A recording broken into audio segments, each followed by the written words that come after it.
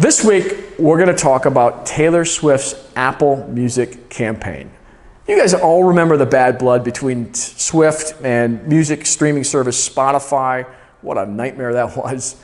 Well, Taylor Swift has teamed up with Apple now in an influencer campaign to promote their Apple Music service. The commercial itself was excellent and featured Swift running on a treadmill and listening to Drake's Jumpman song on the Apple Music service itself. But suddenly Swift does a faceplant on the treadmill, and no, I'm not going to reenact that, and yet still manages to finish the Jumpman lyrics while laying on the ground. This is pure comedic gold. I loved it. Was really impressed that she even did it. Overall, in fact, the video has been viewed over 40 million times, and Swift's tweet with the video has racked up 69,000 retweets, 119,000 likes, and 123,000 shares. And the song featured in the ad, Drake's Jumpman, was benefited from that ad and is up in sales 431% globally. Apple didn't disclose to us how many streams or subscriptions Swift's ad generated, but let's just say it's got to be a lot.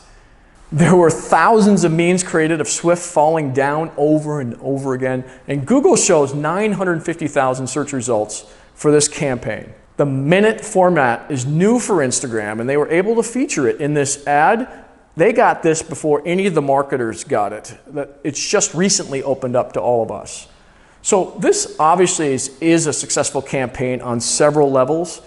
It benefited Swift, it benefited Apple Music, it benefited Drake, and it benefited Instagram because they were able to showcase how effective that minute format can be in a social media context.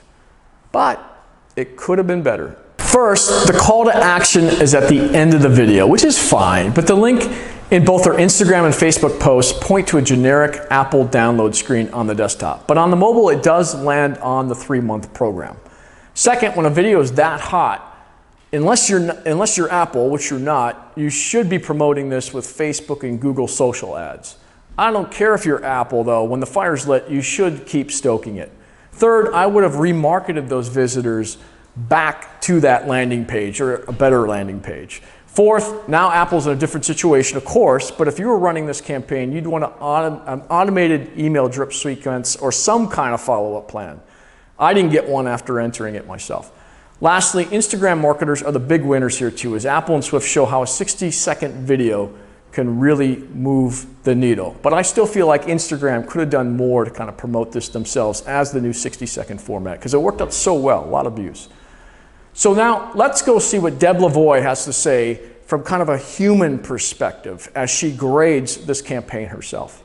Lavoy scores it a 29 out of 32. She loves the presentation, giving it 8 out of 8 points. The clarity, she thought, maybe it wasn't as clear as it could have been. Resonance, an 8, and I agree with that. It certainly has resonated online. And then shareability, a 7 out of 8. I think it probably scores lower, but understand why Deb did it that way. She feels the strength of this whole campaign is a simple story. Taylor Swift star power and the social media megawattage, or her social media megawattage. There's not any outward references to it from the website or iTunes store. There's no reference from it to others. There's a hashtag, but there isn't a video. It's a fan hashtag, possibly even better if they were to use that. Great sense of humor, though, that references Taylor's authentic personality and overdramatic dance moves. For her, makes this a winner. Few other ads, endorsements that she does has done or reached anywhere near this level of visibility and buzz. Nice job, but why no links back? Very odd. Now let's see what Michael Lieberman has to say about the campaign from an analytical point of view. Thanks, Mark.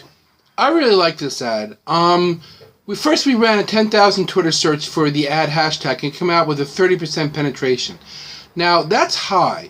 For a celebrity or for a brand, they're usually much higher, but for a hashtag on a particular advertisement, they're usually much lower.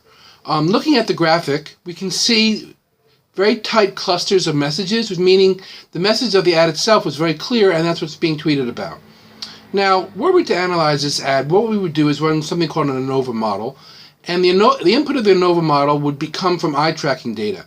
Eye tracking data produces something called a heat map on where the eyeballs go at the beginning of the ad, and there's no doubt in my mind that Taylor Swift would be burning a hole in that heat map.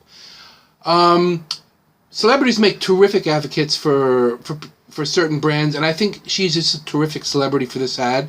The ad continues, it's funny, she's running, and then suddenly, boom, message, Apple Music, terrific ad. Thank you, Michael.